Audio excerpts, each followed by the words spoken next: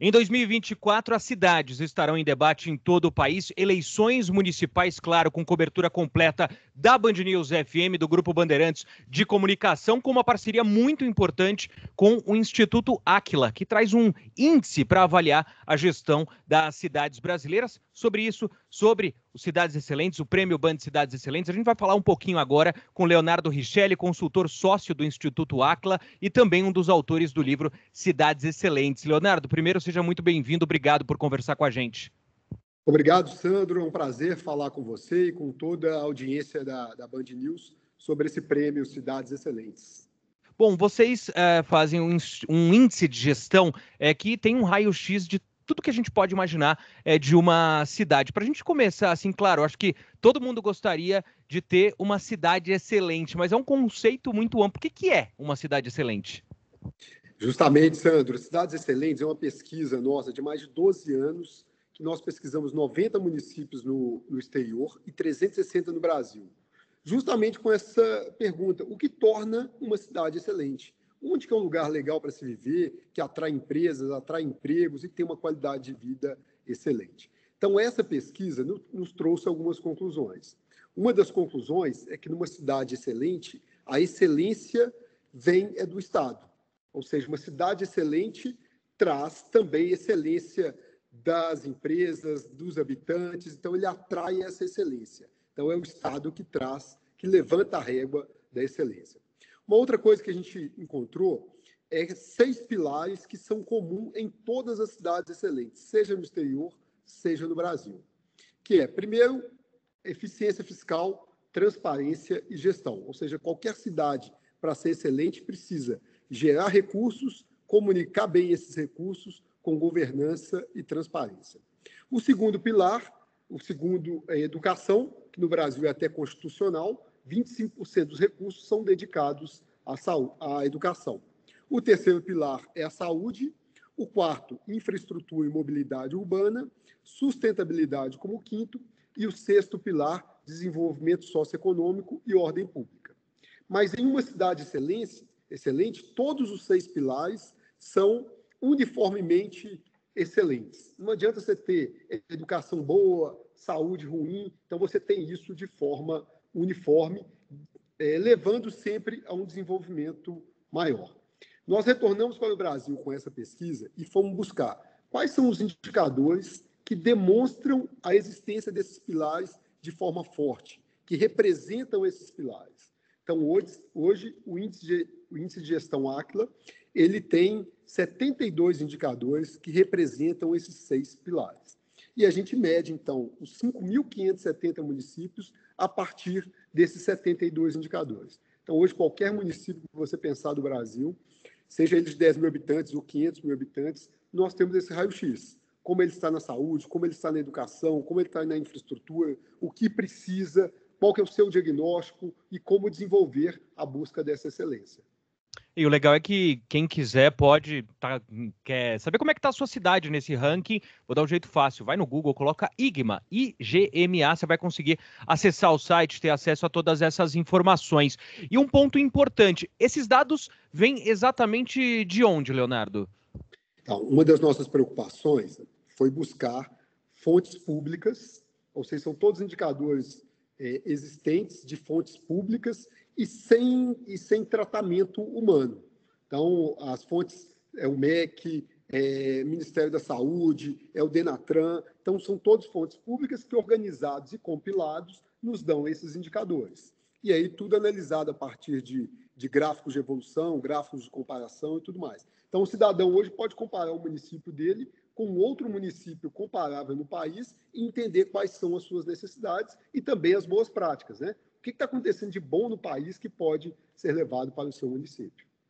E tem um ponto importante, a gente fala muito na Band News FM, quando a gente está falando de números, quem olha só um número, se ficar no número, pode parecer uma coisa muito fria. Um número pode não dizer muita coisa, mas quando você leva esse número para a realidade, quando, por exemplo, você está vendo ali o atendimento básico da saúde, por exemplo. Você olha só um percentual, um número, aquilo é um número. Mas esse número é o que acaba virando a fila no posto de saúde, né? Esse número, ele só evidencia o que está acontecendo numa cidade, né?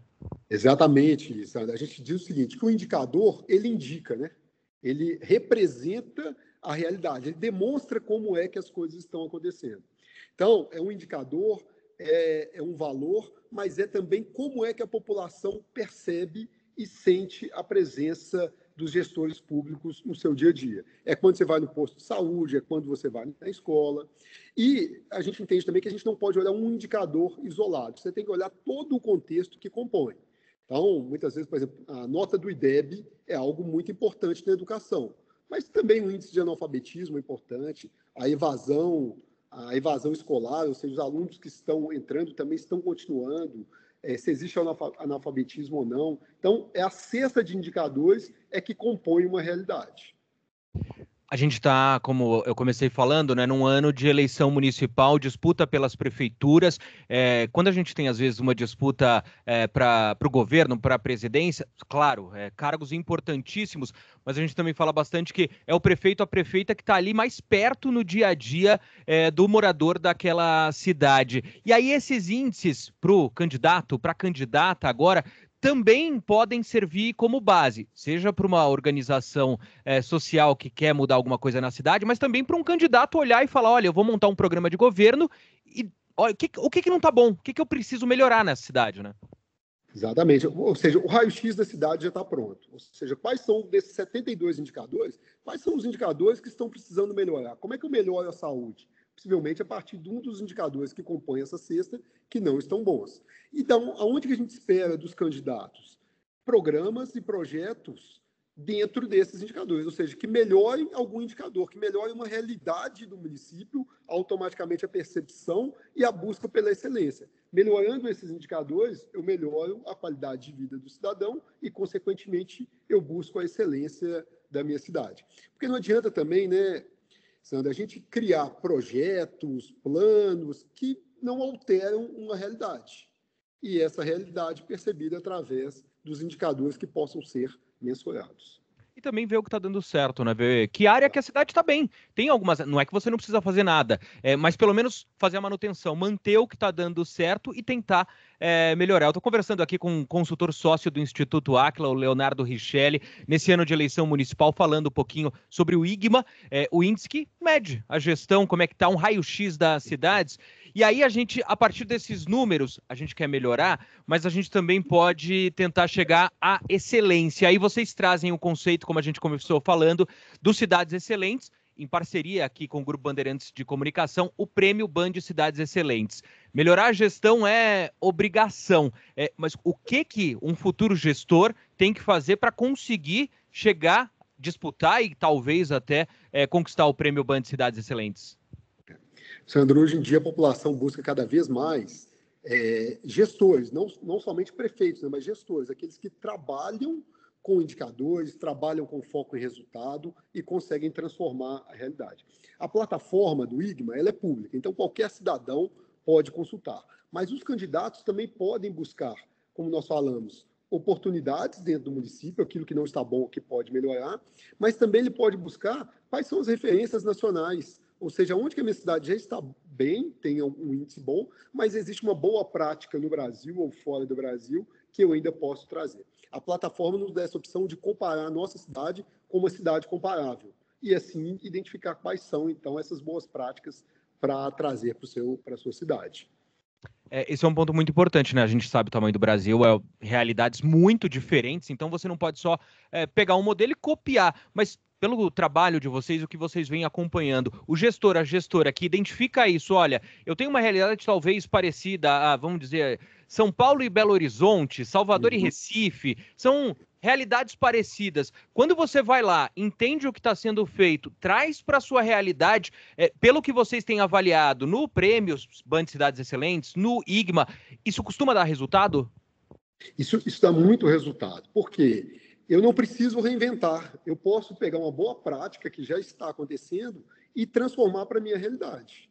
Né? Os problemas, às vezes, podem ser diferentes, mas esses projetos são iniciativas que já foram testadas, já deram certo e que podem ser copiadas e melhoradas. Né? Eu não preciso simplesmente só copiar, mas melhorar aquilo para a minha realidade.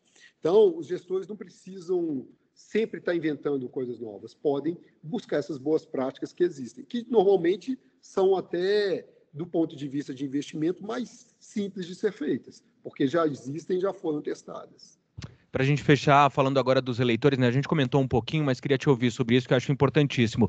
O eleitor que olhou lá no IGMA, entendeu onde a cidade está com problemas, precisa ficar de olho nas propostas dos candidatos, né? Para entender se ele está atacando aquele problema.